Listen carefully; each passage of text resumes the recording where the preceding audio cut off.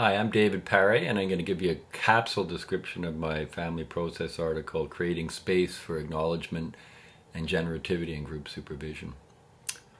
This work is based on supervision I've been doing in small groups for about 20 years now.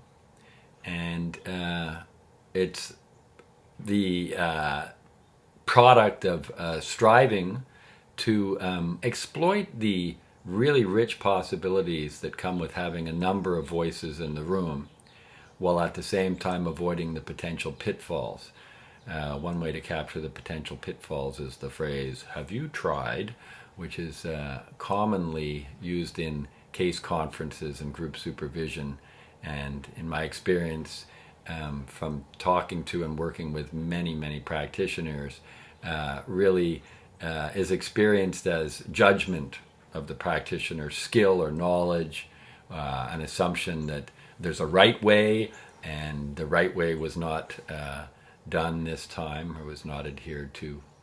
So the question for me is how to take advantage of the rich plurality that goes with the group setting without falling prey to discourses of competition, normative ideas about what it is to be a good practitioner, or essentialist ideas that there's only one correct interpretation or description of what's going on for the family.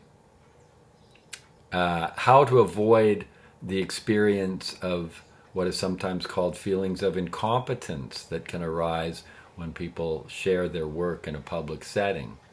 Feelings of incompetence connected to discourses of judgment and competition, which lead supervisees to hold their cards close to their chest and not share very much, and therefore not learn very much and not walk away with very much.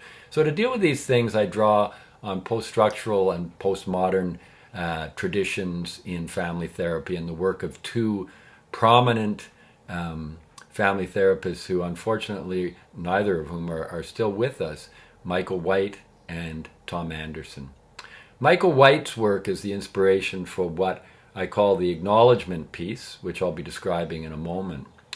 His outsider witnessing practices, used typically in live therapy sessions with a team of outsider witnesses bearing witness and responding, are very rich in the acknowledgement of the client, the acknowledgement of a person enacting values, purposes, and intentions in the face of some of the challenges they're confronting in their lives.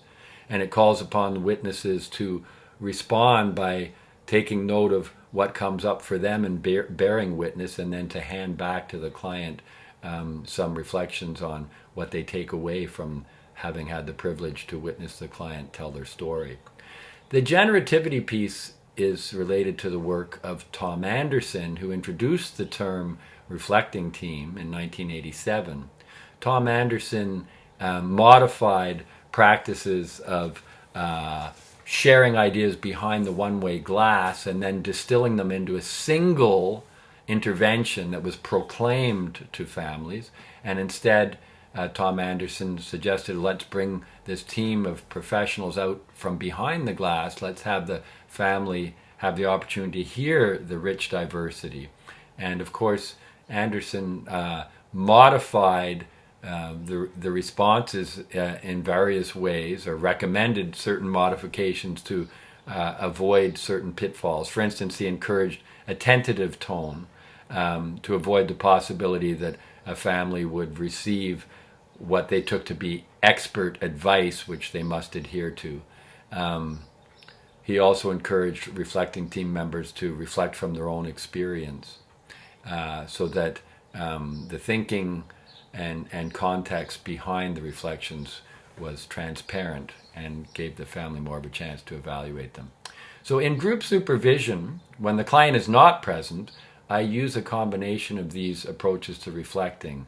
The practitioner who shares their work is interviewed to distill a rich picture of what's going on in their work prior to the response. And the response from other team members is in the form of a reflecting team or outsider witnessing, in the sense that it is not directed at the sharer, but at each other. And in the first phase, the tone of the response is focused on the work of the practitioner themselves. And the responses are similar to the outsider witnessing, which is typically done in response to the client. Here, the focus of the outsider witnessing is the practitioner and their work. So they are acknowledged, witnessed, seen, and have a sense that their intentions and purposes are visible. The second phase of the reflecting is more in the tradition of Tom Anderson and the generativity that I spoke of. Multiple perspectives are brought forward in a tentative manner that provide potential avenues of work that lies ahead with that particular client. So this gives the practitioner who's attending a range of useful ideas to bring forward into their next session, without the feeling that these ideas were put forward in a way that suggested that they somehow got it wrong, or that the avenue that they pursued was a blind alley or the wrong way to go. So that's a very quick capsule of the article. If you do read it and you'd like to follow up with me, I'd welcome hearing from you by email. All the best.